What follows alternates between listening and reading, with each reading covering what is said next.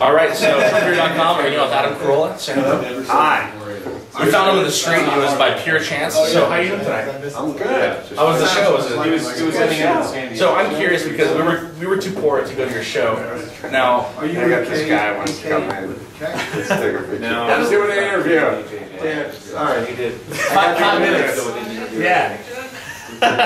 We'll throw it in. Sorry.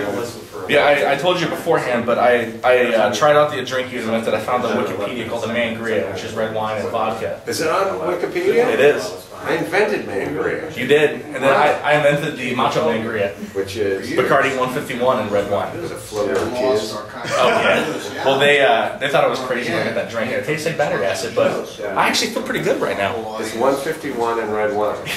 I like that. Then there's the Iron Mangria, which is Goldschlager, the red, so that'll work as well. But so what have you been up to? I mean, you have the podcast. I mean, what else are you working on right now? The bottom half. This podcast, really just this and the podcast. Well, well, good. Now, something else I want to bring up. Now, when you made the transition from your radio show to the podcast, like, how smooth was that? I mean, it seemed to happen pretty quickly. Yeah, you know, it was like out of one gig, starting the next, except for it was non-paying, so really have much to fall back on. But, you know, it's turned into a job. It's worked out. It's been over 2 years now. And you're doing it out of your house, right? No, now I'm doing it out of my shop. Oh, yeah. Nice. This big house. I mean, it was pretty successful when you first started. I mean, you were in the top 10 list, you know, immediately, and then by the next episode, you were #1. Yeah, that's the way that iTunes works. Yeah, we're still up there. Still doing it. I think when we had our podcast, we were like in the top 10,000 for at least like a brief moment of time. We got to enjoy those moments. Like when you crack that elusive top 10,000 on iTunes, that's when you need to do it. A screen grab there. So your grandkids will believe you. Well, Photoshop helps too. I mean, like we were #0 on there. We had so little viewers and so many at the same time, you know. But yeah, it's like he doesn't even have a beard.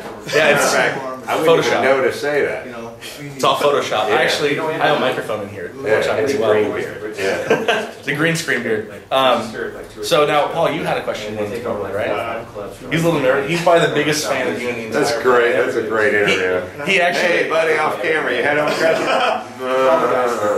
Well, I had to throw out to him because he actually you bought an FM radio just so you could listen to it during work, right? Wow. Like the only reason. No, we're huge followers of your podcast. We love everything you guys do. Also, I wanted to talk about when it comes to like Loveline. I mean, that was a big part of your career for a little while. I mean, you had a lot of stuff going, and Loveline came on, and I read recently that you weren't a big fan of going back to it. Yeah. I was not a big fan of going back to it, but you know, you do 10 years in one gig, you move on to the next gig. You know, pretty simple. I mean, I like everyone there. It was an easy gig. I like doing it, but it's like you can't just keep going back to something you did, you know, 5 years ago and did it for 11 years or something like that. So. And that's how I get kids. Yeah. Something else too. We're huge fans of The Hammer. Oh, thanks. That movie. You can tell you through a lot of. It's a very semi-autobiographical because of like the carpentry and construction. Like, what was it like bringing that out? Because we know that there was a lot of I don't want to say issues or problems with getting Hollywood to produce that or to It was just an arduous, just sort of uphill battle. I don't wish that experience upon anybody. And you know, people go, "Hey, when are you going to do your next movie?" And the answer is never. And they go, "Why not?" And I go, "It's not my choice." You know, they don't let you. There's a few select people in Hollywood that get to make movies, and then there's the rest of us. Well, something we were talking about tonight is, I mean, because you aren't really a stand-up comedian, and you aren't really, you know, like by choice an actor. I mean, you're just a personality in general, and it seems to work out, you know, all the way around. Like, how does that? Like, how do you feel in an industry where it's like one or the other? Like, do you feel like an outsider with that kind of thing, or? Man, I don't think about it that much. I just do what I do, you know. I don't have a chart, you know, and I don't graph it out. I just sort of do a podcast, do an interview, do a radio show, do a TV show, and that's it.